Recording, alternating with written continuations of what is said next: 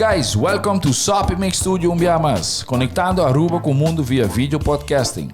Conectar conosco, compartilhar ideias e histórias para nos inspirar e para nos abrir. Sopi Stduio é a plataforma de podcast na Aruba. Follow-nos no Facebook, subscribe no YouTube ou na plataforma de podcast preferida. Escute o podcast preferido que hora e onde está. Sopi Stduio, powered by Qredits. Botiu ideia? Qredits educa e prepara abo para ser um empresário exitoso. De business plan, guia personal e préstamo para negócio até com 100,000 forinhos. Bira bom mês donho com Qredits. Sopi. Passa na Sopi para o sop, salada, wrap ou flatbread e mais fresco.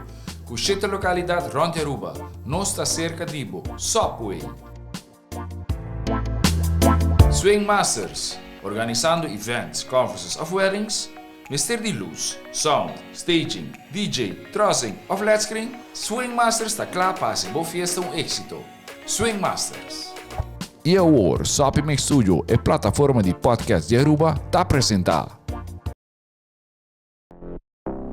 Yo, you don't know. We going global with this thing. Boom! Top class, university. What a global opportunity.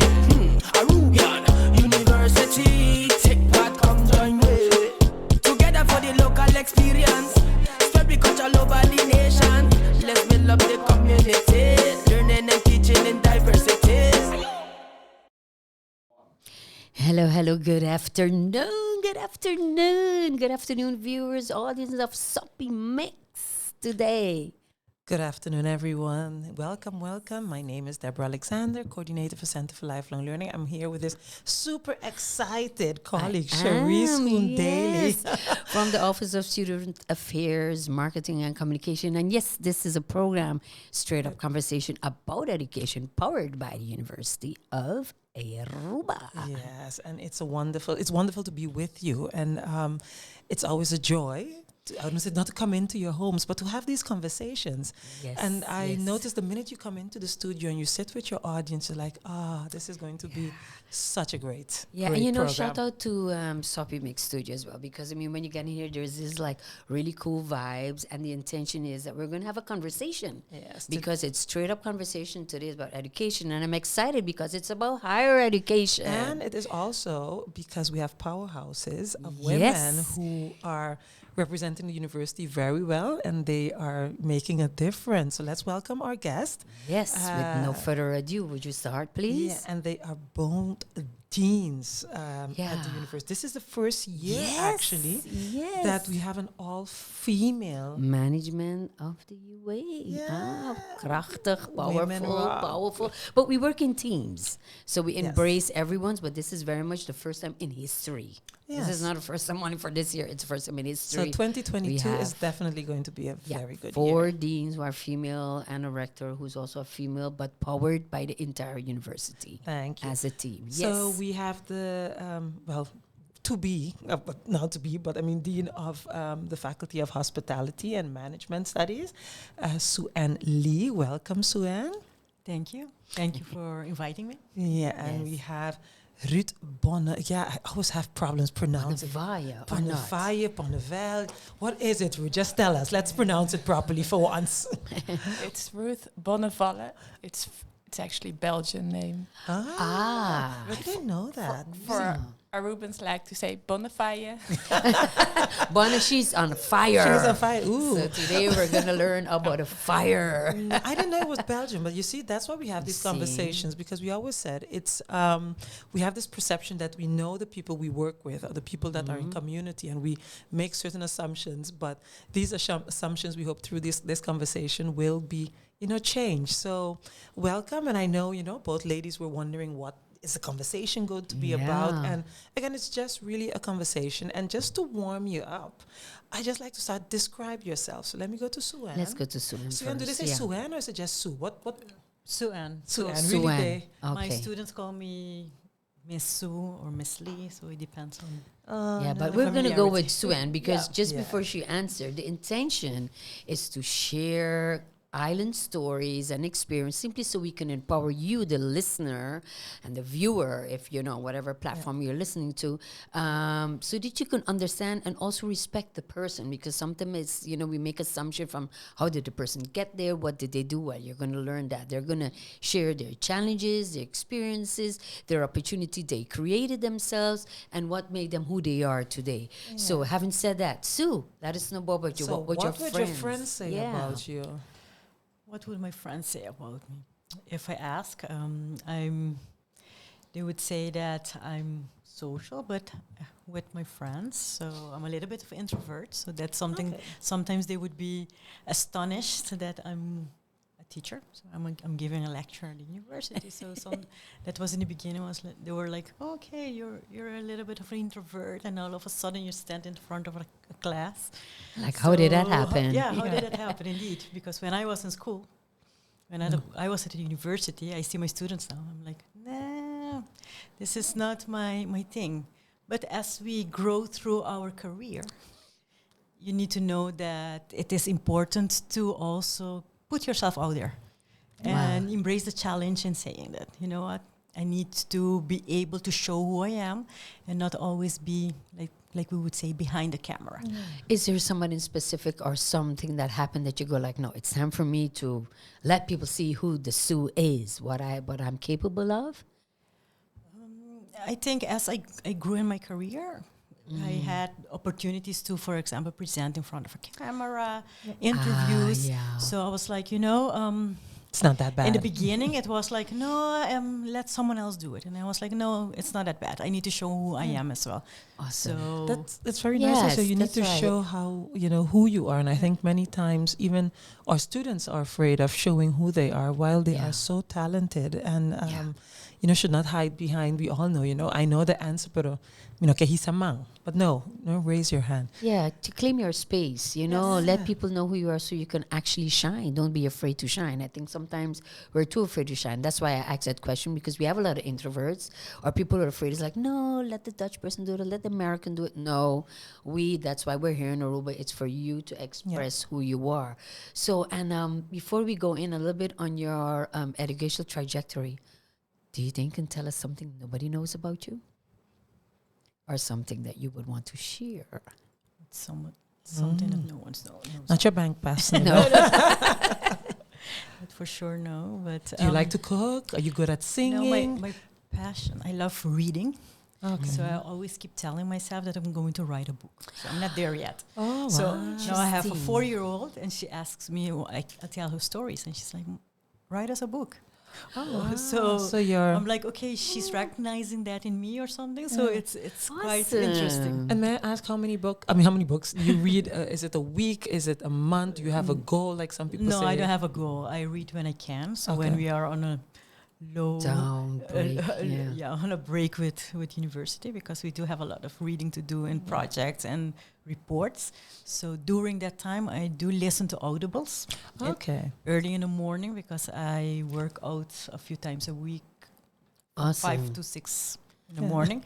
So that would be my downtime. Yeah. So I in the car, so on the way to the gym or on the way to work, and doing cardio workouts as well. So I do read audibles. So you said that's the thing, you read I listen to audibles. Is it reading? Is it not? But I mean, before we go to Sue and the trajectory, I think it's also because someone who knows a lot about reading is Ruth. Ruth, I think you have learned what speed reading is from your profession, where we will go into. But I think just for people to get an idea as well, because we know Suyan is an introvert. Tell us a bit about... Sorry, yeah, explain why she's not. She was. And she's a kind of a poet as well. As a poet. Tell us a bit about yourself. How would you describe yourself? And what would your friends say about you that we, as your colleagues, don't know? Well, thank you, Deborah, for that question. Well, what I am, I would most of all, in particular in this setting, I would say that I'm a dedicated person, dedicated to my work, dedicated to my kids, dedicated to getting a lot of things done. Well, at least that's what I always hope, and I've always been a very active person. She not is. Only loves the sun. Loves the sun. I actually never sunbathe, but since You enjoy the warmth I of the sun. enjoy nature from Yes. Aruba a lot. I love Yes. the You like the hikes? the countryside in Yeah. particular is also where we Mundi. live. It's in the Mundi with a Yeah. lot of dangerous animals. I have seen all snakes around in the garden. I can kill those duizendpoten. Yeah, the so- Lisambane. Yeah, I'm Yeah. not afraid anymore. I love the beaches as well, so that's where I also spend a lot of my time. But then just swimming in the water with my goggles on. So you're an Yeah. active, What I like. Ruth is an Yes. active person. You know, we didn't say really something before Ruth tell us something, you know, that nobody really knows about her. They're both moms. They're both Yes. moms, you know, so I really appreciate that they're taking the time because, you know, you're saying you're going to the gym in between and everybody goes like, oh, my schedule is full. She's a mom. She will say how many kids she has. Ruth as well. She's active with her kids alone, you know. Appreciation, a shout out to all moms out there doing that. But having said that, Ruth, what don't we know about you? Or what would you like to share with us? I would like to share. It's nice that you're referring to kids and sports because actually that takes quite some time. I really support them going to all kind of different sports, but I don't want to waste my time because myself, I'm important too. I also There you need go, some time. self-love. So what I do have in my car, very old Mercedes without air conditioning, but I do have some little mattresses inside. I have my super app roller, and I have some empty bottles of juice, 2 liters both, that I just fill in with seawater. So what I'm doing when the kids are having all their kind of ballet classes, judo, sailing, or whatever, I'm just the woman who's standing on the parking somewhere in the shadow. Meanwhile, just being efficient, as I could describe it. That's a Yeah, nice that's a good tip. That's a good Efficiency. tip. Efficient. Efficiency. The kids enjoy their time. I can even watch the youngest if everything is going all right, if she's reading or doing homework. And meanwhile, I enjoy my own time. Wow. Yeah, this is good. I remember when my son was younger, that's what, when he's swimming, I used to go walking. And you kind of combine it because you have to. But then it's also a bit of fitting in your downtime, which is so important. Like you said, self-love matters. Yeah. We talked about it in one of the other episodes. And it's very important to hear you say that because you both almost have 4 kids and you're active. You have a enormous responsibility at university. You both are deans of very prestigious bachelor programs and master programs. So that is not easy. That's not That's easy. And Yeah. to understand that not easiness of how you got there, we'd like to touch into your educational Yes. trajectory because that's the whole program. The idea of this program is to talk about education, and there's no right or wrong way to go through the educational. How can you call Your it? educational trajectory, your Trajectory, life, but whatever A life system. puts out You there. can say it's a system as Yeah. well, but which you create. which you Yeah. create, and ideas to inspire other people, and I'm sure we all can learn from each other. So I'll start with you, Sue, and just briefly, where did you go to school to end up to where you are now as Dean of Faculty of Hospitality, FHTMS? Yes, born and raised here in Aruba. So I finished colegio, VWO at 17. Oh, wow, you are So- young as well. Let's You say the too. same too. Oh, they have more in common than we know. So then I was like, I'll continue my studying. By then, here in Aruba, it was more limited. It was 1998, I think. And then I was like, you know what? I'm going to Holland. So never been to the Netherlands before. So first time visiting the Netherlands was actually going to live there. I studied economics. So I studied economics. At which university? I studied at the Rijksuniversiteit Groningen. Oh yeah. So the University of Groningen. I did my economics, and then over there you start with economics, and then my specialization was economics and business, and I specialized in my, let's say, a minor in branding and management. Oh. So that would be my career there. Before you just let me interject a question. Did you always know Yes, you go wanted to study economics? Because most of us left because there was no other choice. Then, university only had law in those days. Were you sure? Because that's what parents, young kids struggle with. When I left Aruba, I was sure. When I was there, I wasn't. So Oh, you were sure you had to leave, or you sure you would talk I economics? wanted to do business, Okay. but I wasn't sure because here was limited information by then. Yeah. So Yeah. whatever information you get is from books, from the dean, from the Collegio, the little Collegio, hokje yeah. we had. So very limited. So when I was there, I started with economics. So it was, let's say, macroeconomics, microeconomics, business. So I was like, you had law, wiskunde, statistics, all of that. And I was like, is this really what I want to do? So after the first year, I had a moment of maybe I want to do something that has to do more with people. So I started looking around and I was like, Okay. maybe I'll do psychology. Yeah. Then I searched and I was like, nah, that is not what That's I not want. your- So I was already in my second year. I was like, no, let's continue with economics because at the University of Groningen, you start with the basic economics and then you can specialize. So at university, over there, you have two trajects that are economics and you have the business administration. Yeah. So when I started economics, I thought I should have chosen business administration because then I would be straight into business administration. But once I got to gather more information, I was like, no, you know what? Let's continue with economics. I'm already in that study. So I continued with economics and specialized because there in the third year, you can still specialize in business and economics, which at the end It's brings a- you together with the business administration. But just ask, because you said, first then you thought psychology, you said not. Did you have a conversation with your dean, with your friends of what is Family. it that, led that you go like, no, let me finish this off? Because I think most of students, all of us have that moment from, is this really it? Yeah, the basic courses for economics were more of a dry course, so really economics, macroeconomics. So I was like, I don't have that feeling. But then after talking to the advisor there, they were like, remember that once you are in your, let's say your second half or your second year, you start choosing your path. So then you can go either economics completely, which is in Dutch algemene economie, or you can go business. So in business meaning finance, HR, marketing, management in general. So I was like, okay, then once you pass those courses, they're done. So it was like, okay, no, those courses, I had psychology in my second year, which is consumer behavior actually in marketing. So I was like, that is something I like. And then we had management. I was like, yeah, this is also something I like. So it was an automatic path in saying that you are working with people. So the economics part was more of models and... Sorry.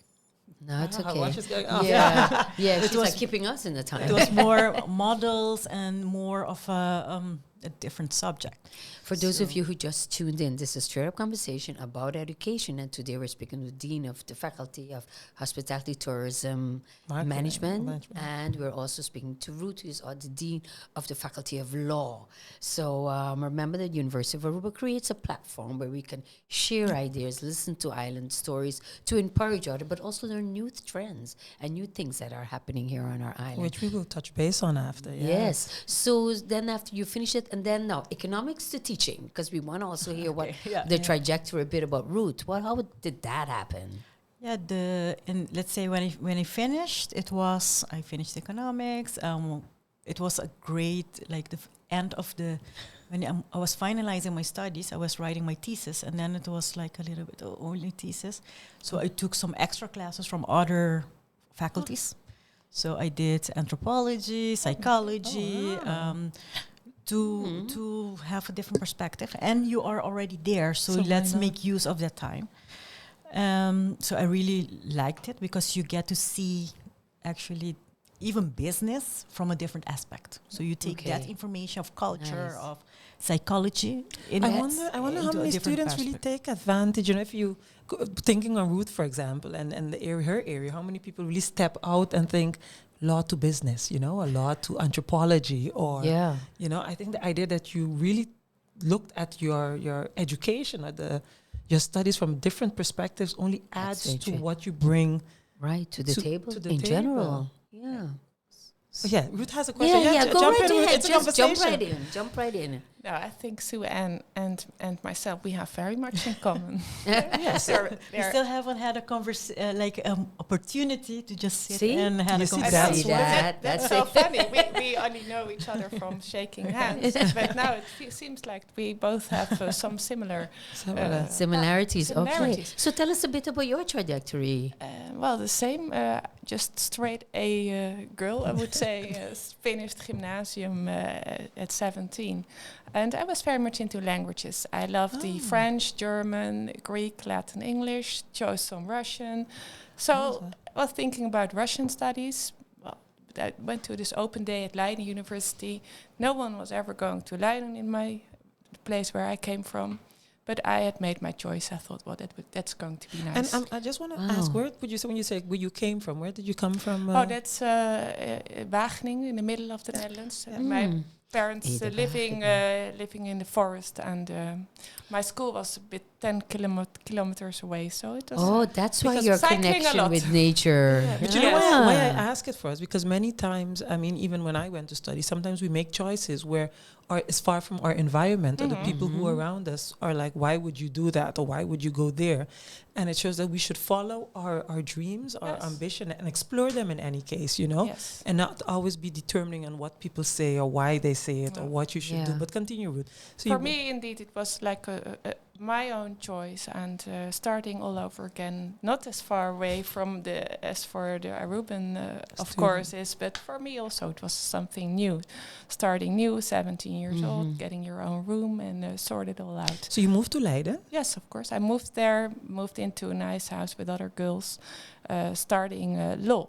Well, 1 year when the first year almost ended, I actually ended up with 0 study points. Oh, really? Now I'm curious. Because I was like, Ruth, wacht eens even. Yeah, but it wasn't. You're being honest. Thanks for your honesty. But listen carefully. The year had not been finished yet. The resits were to come. Very good for the students. You can do nothing the whole year. The receipts were to come. Well, I had been extremely busy with rowing. Every morning before 7, I was in this four women's boat. And the whole schedule was actually planned around the rowing club. So then I started the classes at 9 o'clock, and I think I was not really taking much notice of it. But I did follow it all, and then at the end of the first year, almost at the end of the first year, I was dedicated that I wanted to continue law. So I just did the resit all exams within 1 week, and I passed all. Wow. And meanwhile, I'd been working to get sufficient money to continue my studies and training to continue in the boat also.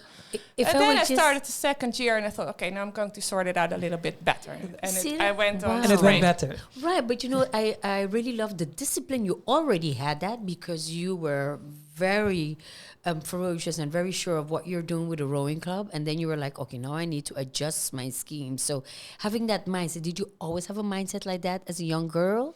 Yes. Oh, so you were always, whatever you do, you go full trot. My mother taught me that. Yeah, that's what once you start, you have to finish it. How many brothers, sisters? 2. Okay. I'm the youngest. Once you start, you just finish it. And awesome. And also, you know, you can do it. So you do the utmost. It's not that you are happy with a 6 or a 7 if you can actually have it. Yeah. Don't settle for 9. less. Yeah. So that's about the law studies, the same as and general studies of law. Well, it took a while. I did like the second year a lot, but when I became very much interested into the law studies was in the 3rd year, I believe, when I specialized in international law. International law and human rights was at another stage, of course, than the current period. Yeah. So around 1995, I started 1996, 7.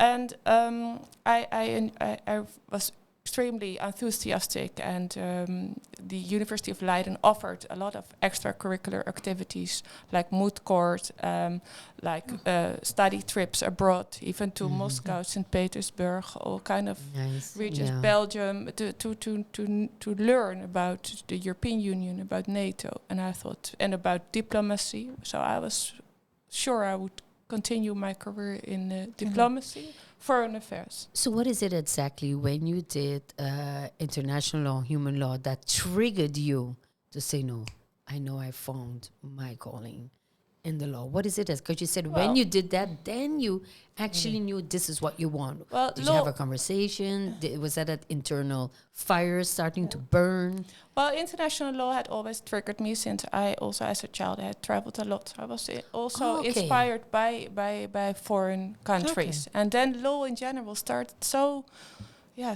it was so boring.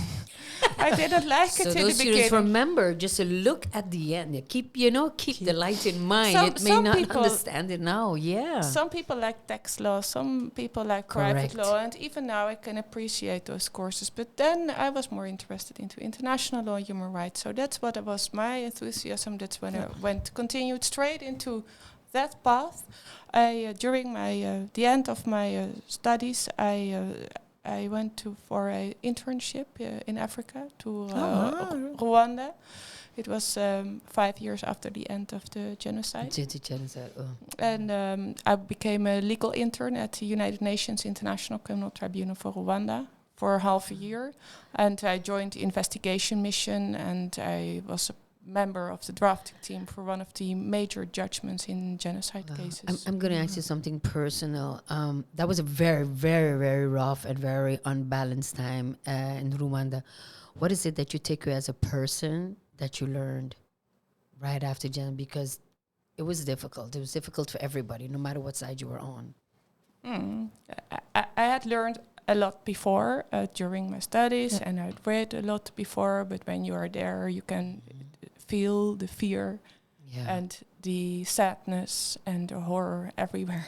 Wow. Yeah. And you get nightmares, and that's How did you keep scary. strong? How did you keep strong? Because, when we see all these volunteers, right now, unfortunately, we're in the era of war again. But how do you keep strong? What do you tell them? Because that's what's happening right now, too. We can see. Well, I must say, of course, that I most of the time I was within the tribunal, which is in the next neighboring country in Tanzania, and that's a very peaceful, beautiful country, surrounded by beautiful nature. You can do wildlife tours, etc. And I was part of a very enthusiastic team of young lawyers and young judges, very committed to this new area of international law with very high expectations.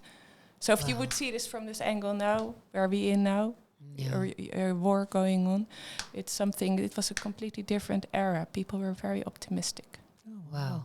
And so you did that, and then you came back to the Netherlands, and then you worked some years. Yeah, that was some of change again, back to Leiden. So I immediately moved. I was not so interested into the student life anymore. I moved to Amsterdam. I gained a scholarship to prepare a PhD proposal, also on international criminal law. In the meantime, I was a legal assistant as a law clerk at the district court in Amsterdam. And I finished my studies and almost continued at the University of Amsterdam with my PhD research. Oh, very nice. And since how many years are you now here, Ruth? Because it seems like forever. But I know it's not forever. No. What So brought you just here? to make it very short, I had my PhD in international criminal law, and I continued for altogether maybe 10 years within the judiciary, Supreme Court most of the time. Oh, wow. I didn't know that. Okay. You see, that's why, Ruth, we have these conversations, because it's, I think, also for your students, who we hope are listening in, and we ask that, they send a shout out to their decan. They have now a different idea of your trajectory, and it makes them see, hey, she also might not have been perfect, because sometimes we have this illusion that, in education you need to be perfect, and I'm sure you see it with your students, they want everything to go perfect as can be, and they stress, but you will get there eventually. It's your perseverance and your discipline that really got you there, and I think that's one of the things we should keep on reminding our students, but also fostering in them that discipline. I think sports plays an important role as well in creating that discipline. Yeah, sports, arts. Did you play sports, or did you do anything while you were studying? Before we go on to while I was in the Netherlands, I was studying. I was working a side job just to gather some money to travel. To travel. Yes. And then after you finished SUN, what did you do after? After I finished, I had the choice to go back and work. So I was like, maybe I can stay there. But in Groningen, there was not really, at that time, no vacancies. So it was like moving into Different.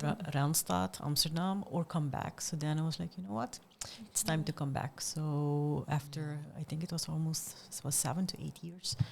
So I was like, no, it's time to come back. So I came back, searching for a job. No real experience. So I still see that with students now, that they say you don't have an experience. You are highly educated without experience. So it took me a while to explore what was out here as well, because I went to study. You don't know what will be next. After a while, after I think 3 months, I got hired at Deloitte. My study was business, so they were like, okay, you can do auditing. I was like, that's not really what I want to do. I would rather do consulting. So I got the opportunity to do consulting, and I walked the first year with them in auditing. Okay. But I learned a lot. So I have to say, auditing, I learned a lot. It's real accounting. I did the end of year closing. We did the mid-year reviews. But after a year, I was like, we had 2 cycles of end of year. I was like, no, thank you very much. It was nice, but I had some small projects in consultancy, but I want something more, I would still say it, creative. So AHATA was looking for someone. Back then they were looking for an assistant to the CEO. I was like, yeah, sure, why not? Let's try. So I applied, and then you got it again, no experience. Just a quick question, yes? but I want you to continue. What would you tell the businesses? Because all students up to this day, you Not and only I faced it, businesses, both but yes, Deborah work, work, everybody goes like, you don't have work experience, you're highly educated. What would you like to tell them that you think they can do differently? Because we all have to start somewhere. Yes, I think sometimes they think the work experience comes with the monetary component, the monetary reward. But I think that we have young professionals coming straight out of school, but they are eager to learn. So give them an opportunity. Like I started at, let's say, at the bottom, assistant. It's okay. It's like it's not a secretary, but it's an assistant. But you get to know the organization. You get to know the industry. So I was like, and in my interview they told me, but you didn't work before, and it's still not a university position. I was like, if you give me the opportunity, then I'll work through it, and then we will see where I can go. Do you see that also with the law students, that they're often not given an opportunity? And what would you say before we go back to you, Sue? I would not. I come back to your question, Deborah, in just a second. But I completely agree with you. Sometimes you can even start at a function which is maybe below your level. You would say, like for instance, after I got my PhD degree, and I was an assistant to the examining magistrate within the District Court The Hague, meaning that I had these 2 titles, but I was an assistant to the judge, and.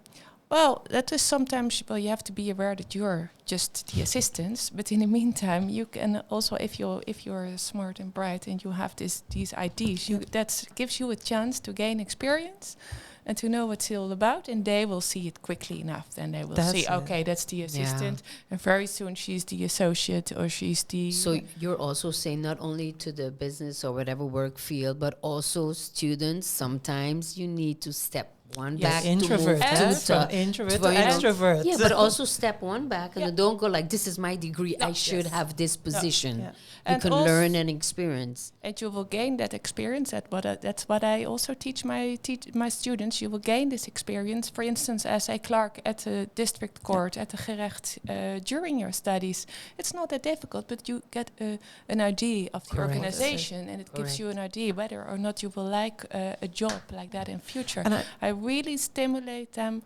Take a side job, even if you're only taking the phone at a lawyer's firm. It's important. You know, I just want to say, because we're talking about this, and I hope for everyone listening in that they visit our website, www.ua.aw.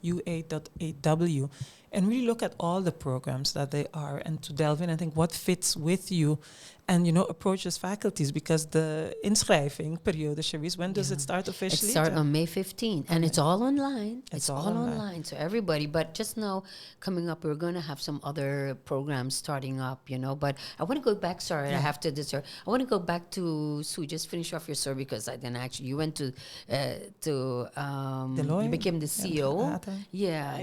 I became the assistant to the CEO at AHATA, the Aruba Hotel and Tourism Same Association. thing. And after a few months, I was doing my job, efficient, effective. So he was like, you know what? We can use you in another position if you want to do both. Yeah. Then you enter marketing, so which was my background. So I took it with both hands. Of course, I want to learn about that. Yeah. I got a mentor there. Then she was the director. I became the marketing manager. So doing the marketing for the organizations, for the hotels, representing them together with ATA. I did the Latin America and the European market, and my boss, she did the market of the US, which was the bigger market, but still opportunity to learn. So I was really, really happy. Coveted job, I guess many would say. Yeah. And I'm still when I think about that time, I'm like, they gave me the opportunity, and I learned so much of the industry. And tourism is a professional industry, so marketing, business, they work very professionally. Working with hotels, they have their schemes and everything. So it was a super great experience, I have to say. Oh, wow. I know the time is I was just going to say, and, for those of you tuned in, this is Straight Up Conversation about education, and today we are here with the Dean of Faculty of Hospitality, Tourism Management, Sue Ann, and also with the Dean of Law, Ruth Bonafaya. I said it right. And we talked a bit about their background. We got some surprising information. I think they learned a bit of each other as well. But higher education, we had the pandemic. A lot has changed. We went online. We are seeing that there's a complete change in higher education. So let's take a look at what is happening in both fields, and then we'll go back to see what the changes are on a global level and see how that is impacting Aruba. Ruth, would you like to start? And what changes have you made after the pandemic? Because everybody had to go online. Everybody had to learn to teach differently because it's different. So how has that impacted the law faculty? Yeah, thank you. That's a very good question. I remember very well 15th of March 2020. Also, my courses had to start, and you just set up quickly these Zoom online sessions. You had to get used to it as a teacher, and students had to get used to it. So in the beginning, I would say it was not that successful, but now in this since the start of this new academic year, I think we have found a sort of hybrid way which works out well. We have 8 permanent staff members at the Faculty of Law, but about more than 25 guest lecturers, most of them in the Netherlands. And we want them to come to Aruba, of course, to teach, but they cannot come for 7 weeks, and our block contains of 7 weeks. So what we do nowadays is asking them to come over to Aruba, for instance, for 2 weeks, and the other 5 weeks they teach online.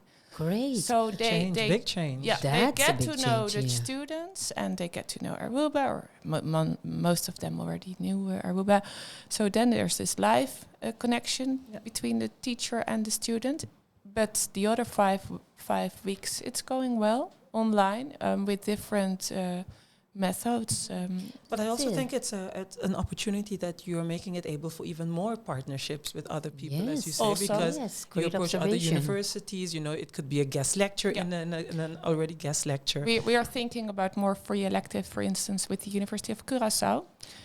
Awesome, good collaboration. Because it's on my tongue to ask. So, can people in St. Martin or wherever they are living, apply to the University of Aruba for the Faculty of Law, or do they have to be physically here? Well, that's a question I leave over for OSAP.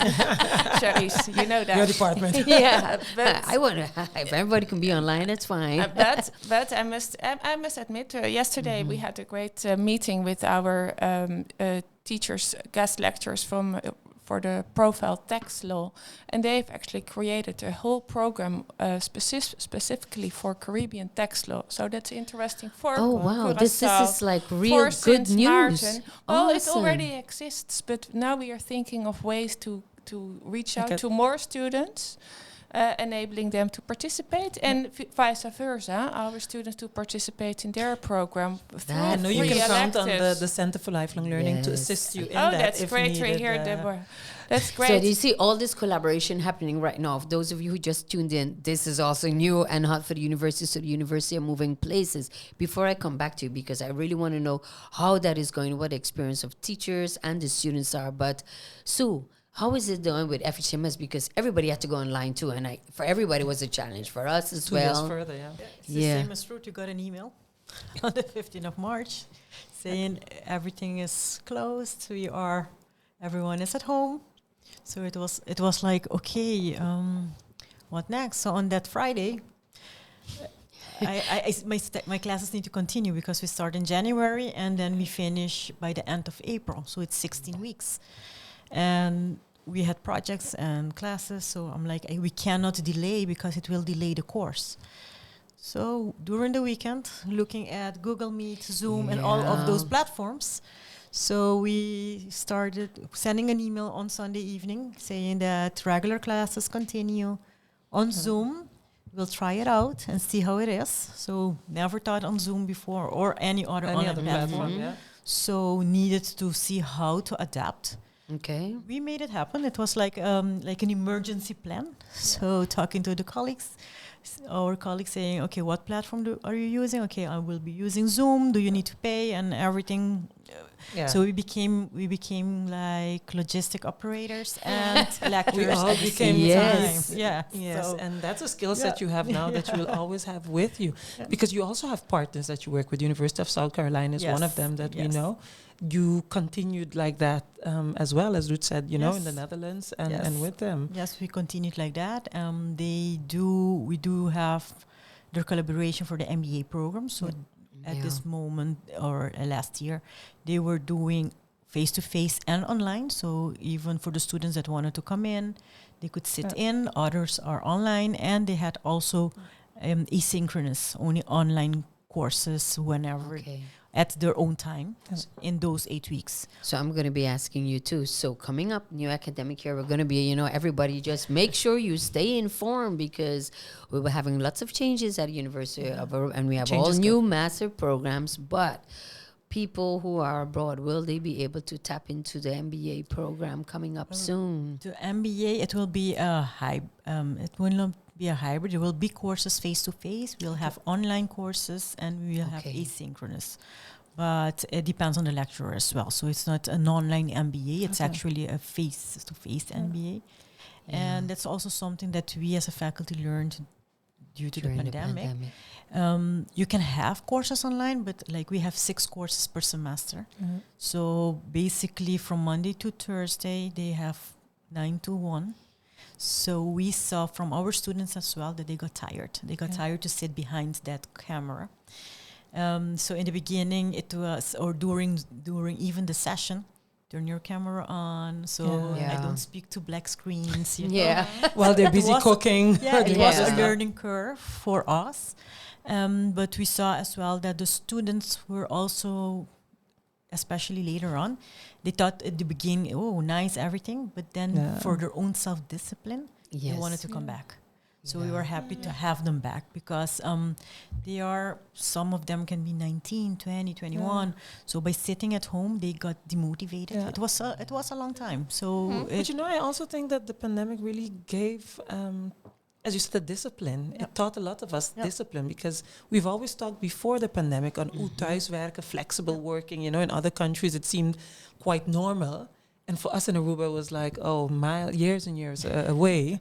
And now it's so close by. I think it really pushed us and accelerated us into prepare our students maybe a bit even better for when they take that next step in whichever.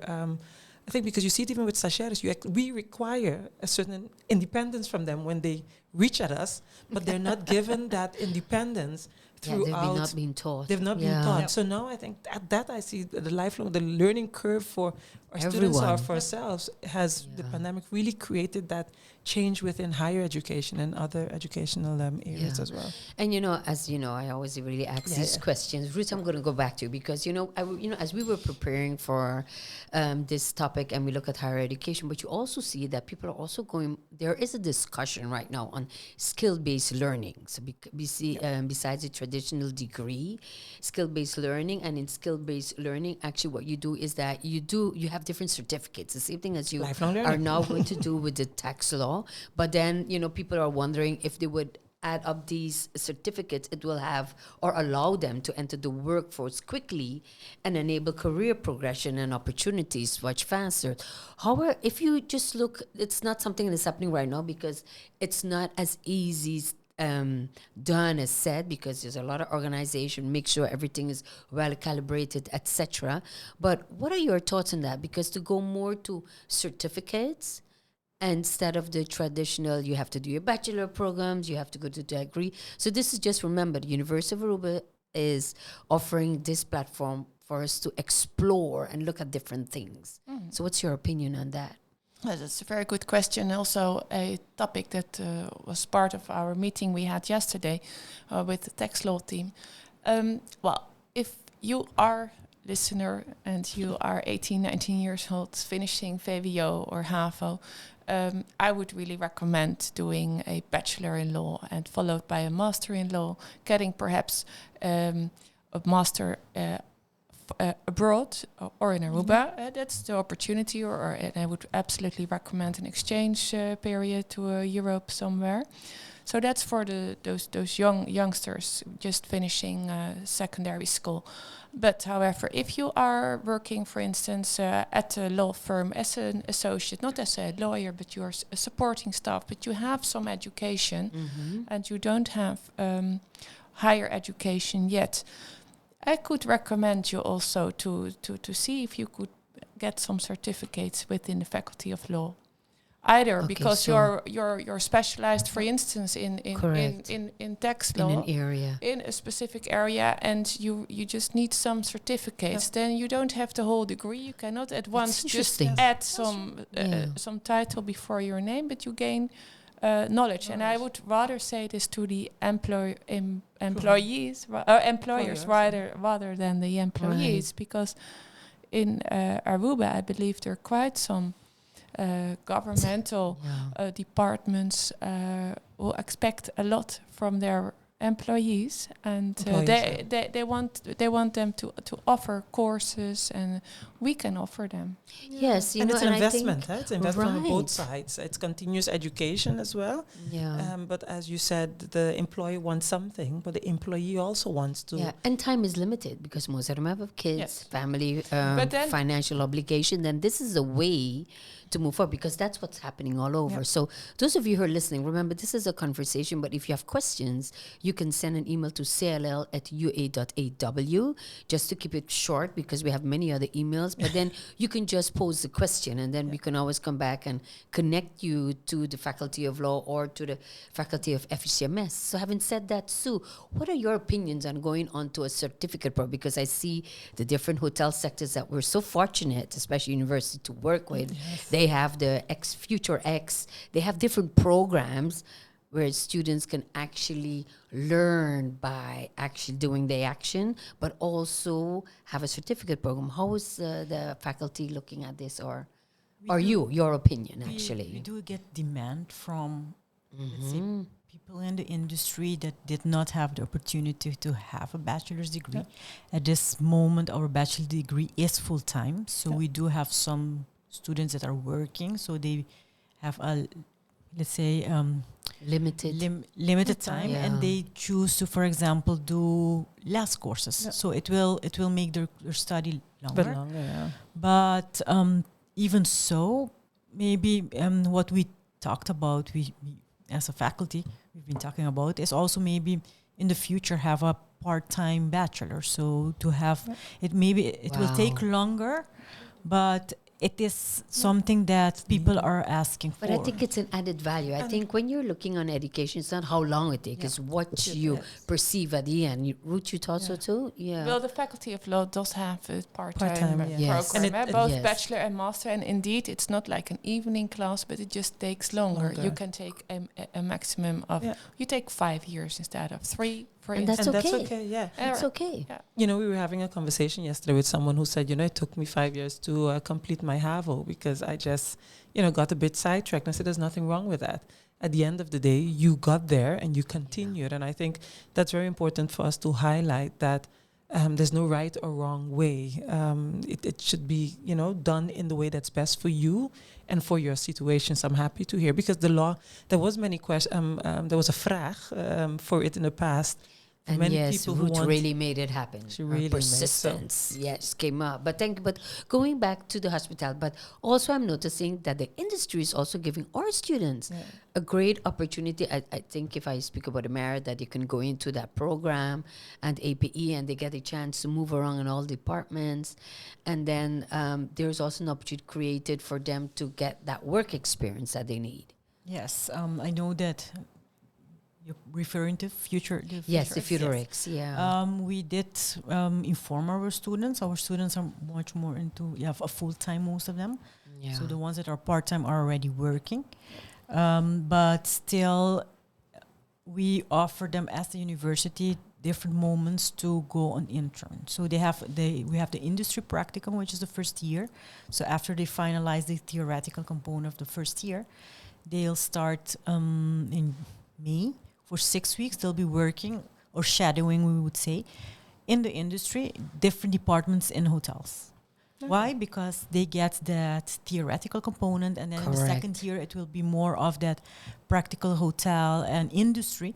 But if they didn't work before, some students come from EPI. They have that internship, but some come from VWO. With no working experience. So then at least they can enter the industry and see, okay, this is something I like.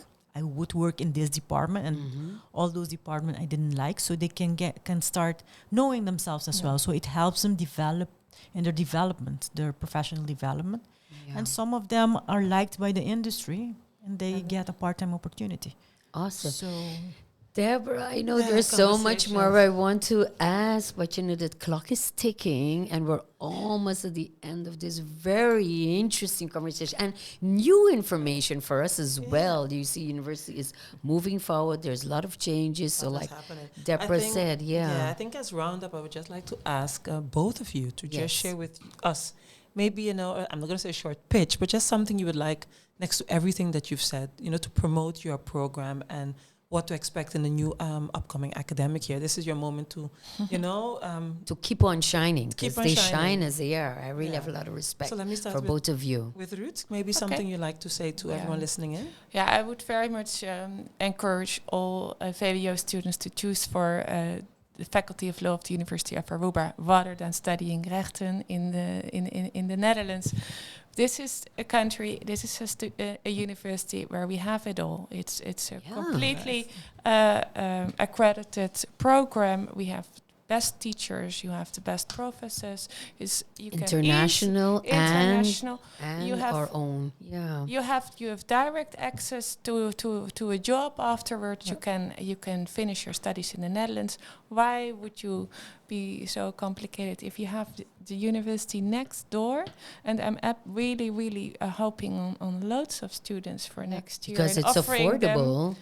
It's affordable, and we have also very nice offers in terms of internships that I just heard. We have it also, the exchanges, and sometimes almost private lessons by high esteemed professors. Wow! And then the tax law profile in particular, I would highly recommend for those working within finance. Finance and Thank you, Sue. What would you like to share? Yes, I would like to invite our prospectus as well. So we have EPI students that are finalizing their tourism sector, the horeca, VWO, HAVO, that they want to continue in the tourism industry or even in the business industry, in the business world, to come and join us, because let's say Aruba depends on tourism. So, Correct. and it is not because it is the Faculty of Hospitality and Tourism Management Studies that you need to go work in the industry. Correct. We have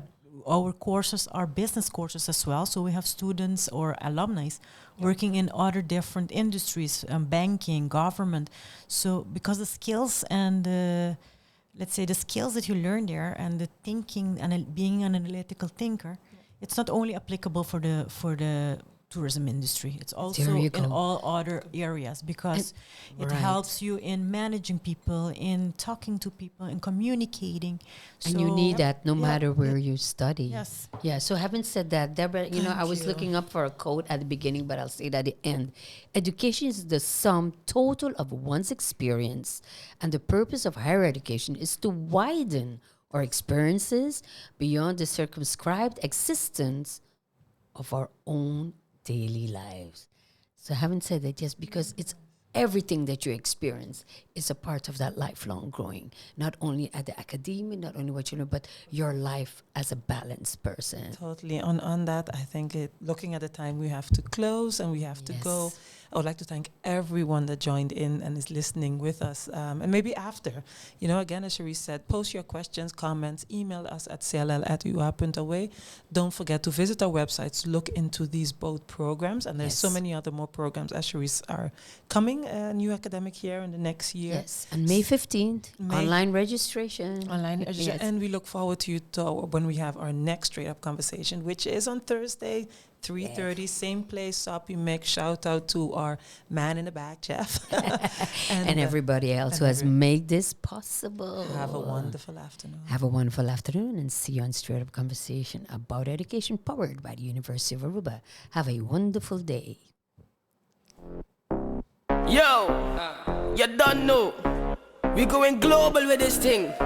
Boom, top class, university. What a global opportunity.